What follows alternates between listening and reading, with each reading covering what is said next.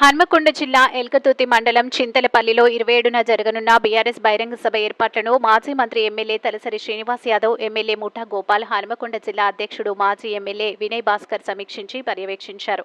అనంతరం మీడియాతో తలసాని శ్రీనివాస్ యాదవ్ కామెంట్స్. కుంభమేళను తలపించే విధంగా ఈ సభ జరగబోతుంది. తలసాని శ్రీనివాస్ యాదవ్ ఉద్యమ పార్టీగా ప్రారంభమైన బీఆర్ఎస్ 25 సంవత్సరాలు పూర్తి చేసుకుంది.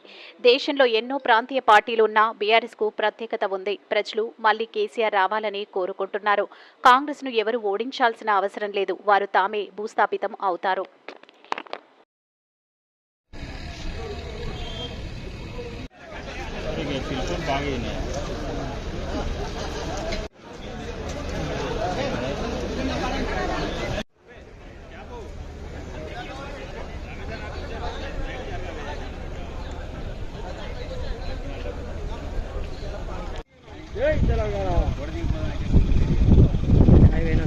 నమస్తే.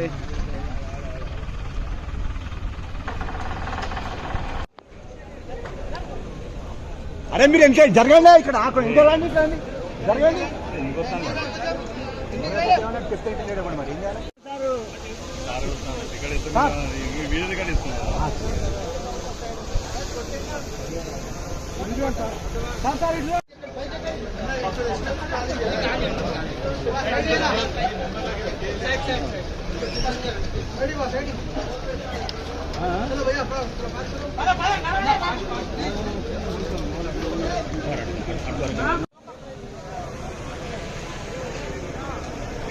ఓ సెల్లు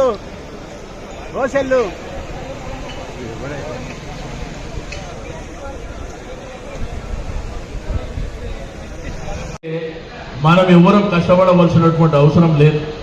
వాళ్ళంతా వాళ్ళే భూస్థాపితమయ్యేటువంటి పరిస్థితులు మరి ఏర్పడ్డాయని చెప్పి నేను ఈ సందర్భంగా తెలియజేస్తూ, ఈ యొక్క మీటింగ్కు మరి ఆశేష జనావాహిని వస్తున్నది కాబట్టి తప్పకుండా అందరూ కూడా మరి బ్రహ్మాండంగా ఎటువంటి ఆటంకాలు ఇబ్బందులు లేకుండా వచ్చే రాష్ట్ర వ్యాప్తంగా నలుమూలల నుంచి వచ్చేటువంటి నాయకత్వానికి మరి పార్టీ ప్రముఖులకు కార్యకర్తలకు అందరికీ చెప్పేది ఒకటే, ఇక్కడ సంపూర్ణమైనటువంటి ఏర్పాట్లు ఉన్నాయి కాబట్టి ఎవ్వరు కూడా ఆందోళన పడవలసినటువంటి అవసరం లేదు.